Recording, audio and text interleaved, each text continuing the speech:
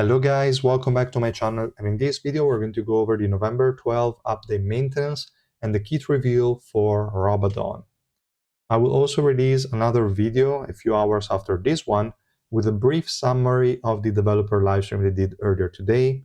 I won't cover every single point, I will try to touch on all the major ones, and then I will wait for them to release the officially translated content before I make a complete video on the developer livestream. Still, I will touch on most of the major points anyway. And I will also make a new video, I think tomorrow, with my plan for a new account, because I will create a new free-to-play account on November 12th. They're going to rework the new player experience, so they're going to change the banners and a lot of stuff. So we'll make a new free-to-play account. I will pull for Urek, the EX one, obviously, and also the new EX that is going to be released, spoiler alert, end of the month, unfortunately. So super early, but I will say at least it's a good one. It's going to be Purple Looselick, as anticipated, and it's going to be coming on November 26th. So yeah, be prepared, guys. It's going to be a mess, because if you're short on resources, you have very little time, and you definitely want to skip probably also Robadon. So we're going to mention that once we look at this kit, but yeah, it's kind of whatever. So I will make a video about how I plan to approach it, because on November 12 and November 13, I will be on a business trip.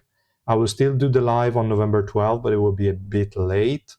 And I will also create the account very quickly. So I don't think I will do a day one free-to-play account guide. I will do, again, the video I just mentioned tomorrow with what I plan to do on day one, so that you can kind of follow along if you're starting a new account.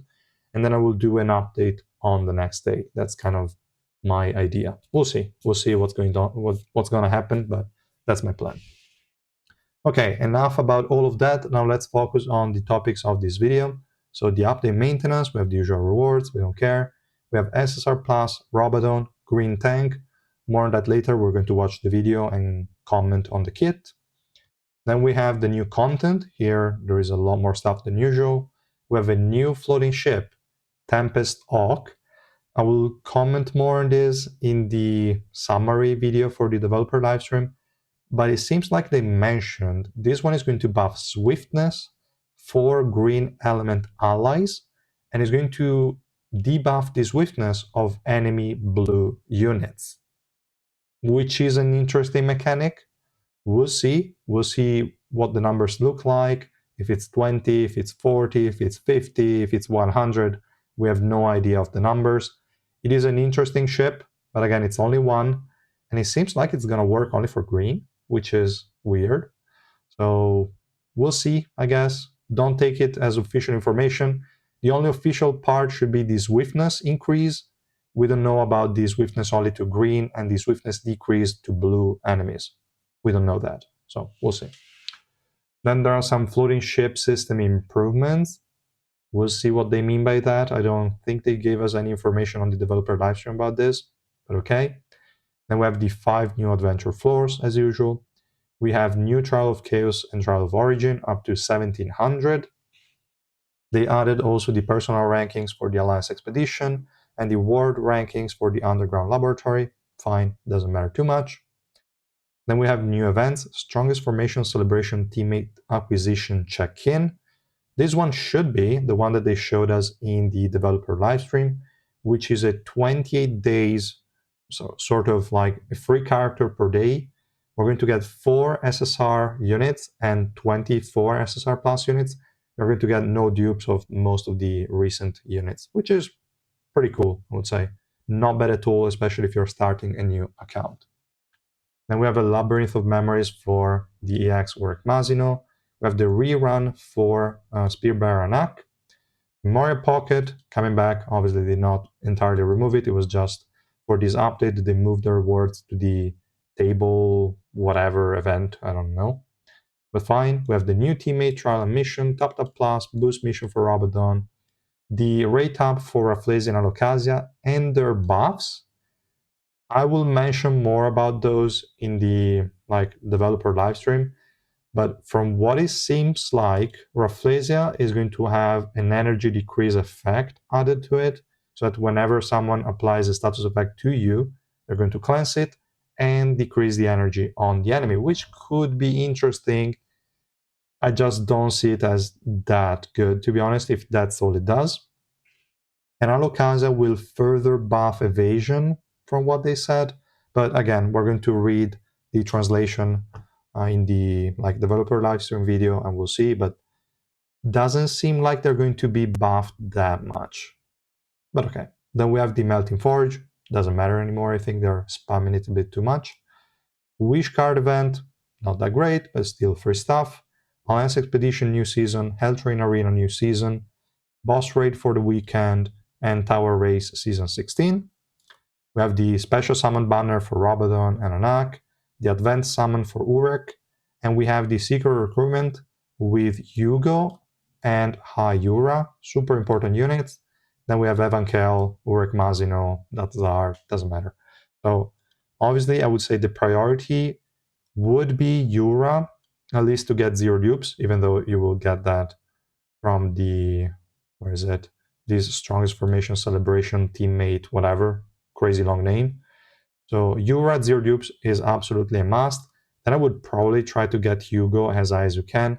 Free red is already decent, so if you could get close to that, it would be cool.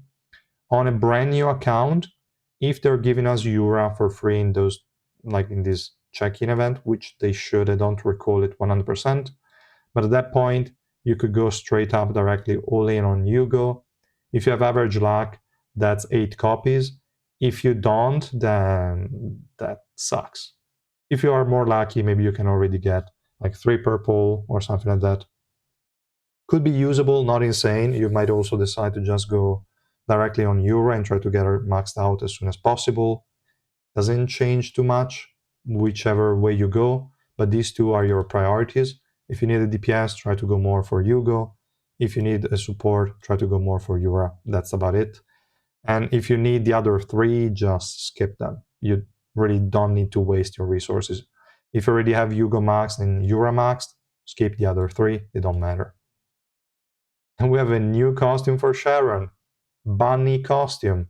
We'll see in the developer livestream video, but it's crazy. It's crazy.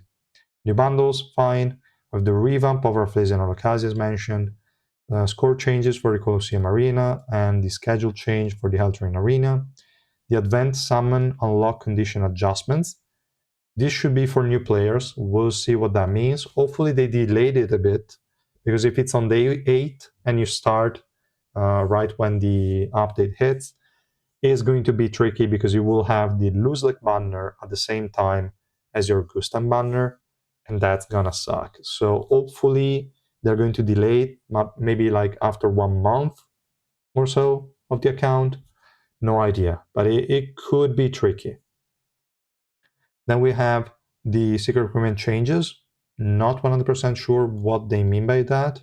I don't think they talked about it in the developer live stream, but okay.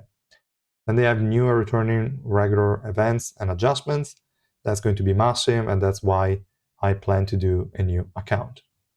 And I would say that's about it. They also made some changes to some products that have been discontinued or moved to monthly or something like that. We'll see the actual information in a different notice once the update hits live. But okay, like here they just mentioned a few discontinued products, but most of them here in the daily shop were garbage anyway. The weekly shop as well, monthly shop too. So we'll see what they plan on doing there. But fine. So that's it for the update. There is quite a lot of stuff, but be careful. Save your resources for Luzlek. I'm saying it again. Fine. Now let's go here and look at Robadon Kit. We're going to watch the video first and then read the skill descriptions. Here we are.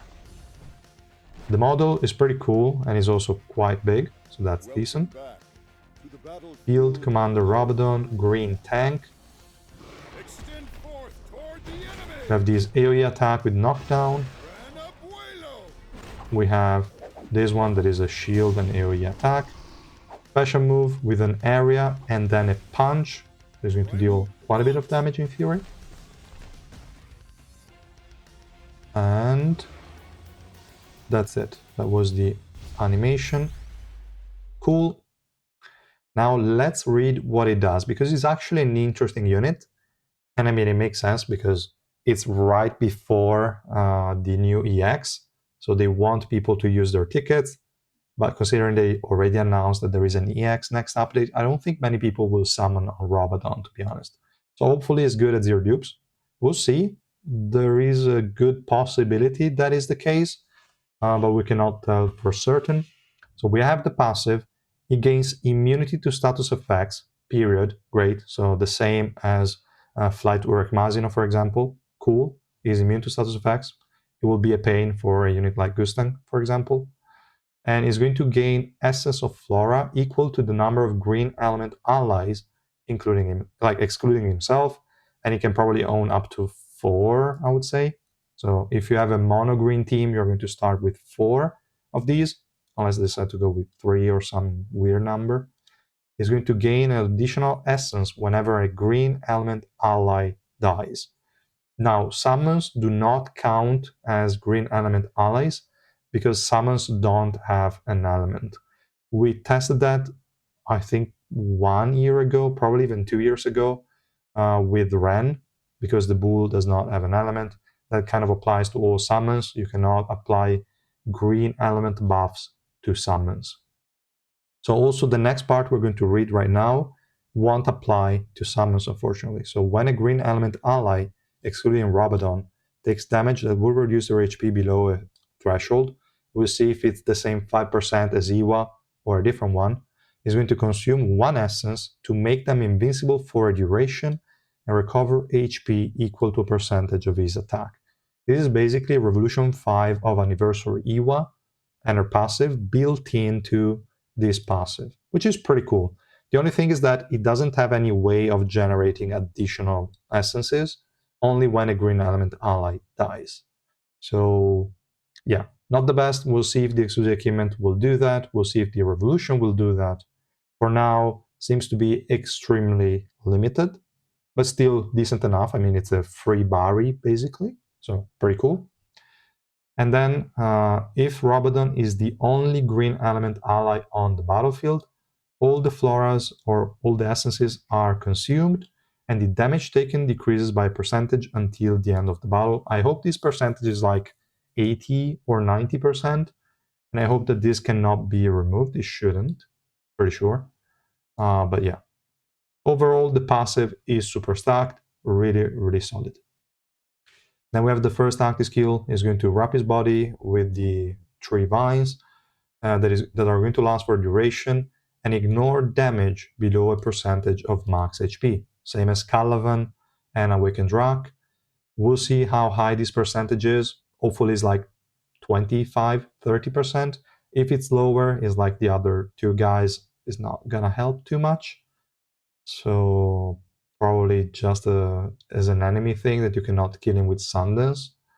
Otherwise, I really don't know what this is going to be good for us, but okay.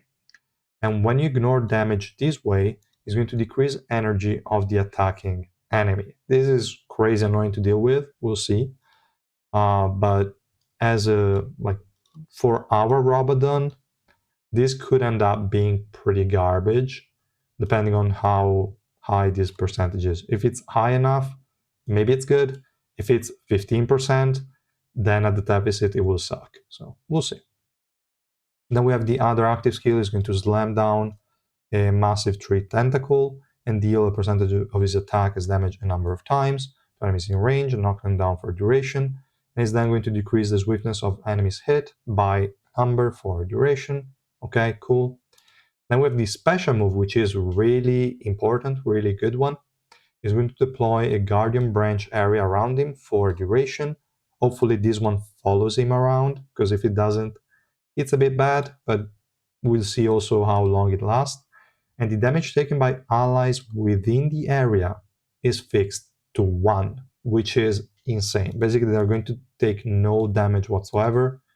They still take damage, so effects like L, 4 piece, for example, that rely on you not taking damage for duration, one proc, like you will actually take damage even if it's one, but still this is insane for survivability, obviously. And when the area ends, he's going to throw a primal punch that is going to deal a percentage of his attack as damage to enemies in range and knock them down for a duration.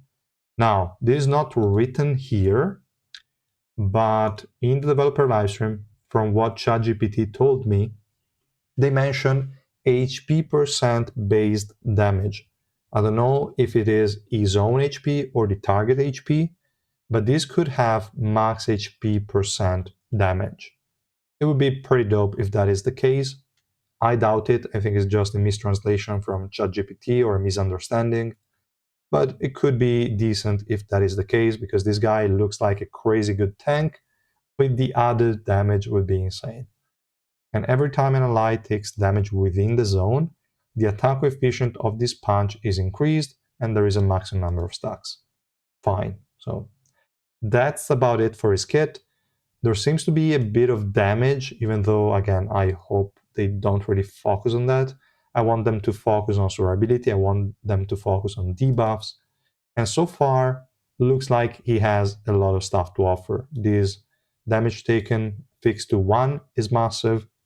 And also the anniversary EWA-like passive is massive as well. So there is a lot of potential. I really think this unit could be broken.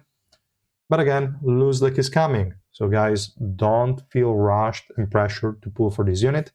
It will have value already at 0 dupes, we can say, because when he uses the special move, and his allies will take no damage. He has a Barry for allies in the passive already. So I think it will be at least decent. And maybe Revolution and Exclusive Equipment can make him even better, but might not be worth the pulls. Again, we'll see. But that's my opinion so far by looking at the kit reveal. So yeah, thank you so much for watching, guys. I will see you soon in the developer livestream summary video. And yeah, that's it. Bye.